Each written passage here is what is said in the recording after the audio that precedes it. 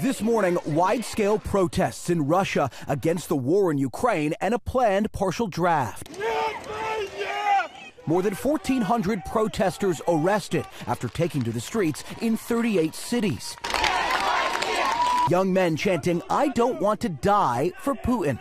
Others flooding Russian airports, flights out of the country completely booked for days. The tumult following Russian President Vladimir Putin's first speech to his nation since the invasion of Ukraine, announcing he's calling up 300,000 reservists and other men with military experience to swell the ranks of the Russian military. Up until now, the war in Ukraine has not affected the individual Russian citizen.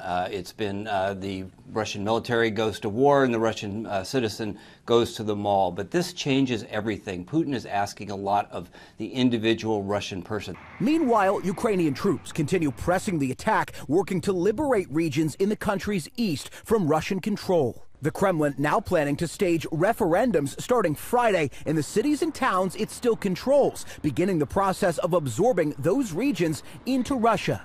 And in his speech, the Russian president raising the possibility of using nuclear weapons. President Biden condemning Putin at the United Nations yesterday. President Putin has made overt nuclear threats against Europe. Russia's calling up more soldiers to join the fight. And the Kremlin is organizing a sham referenda to try to annex parts of Ukraine. This world should see these outrageous acts for what they are.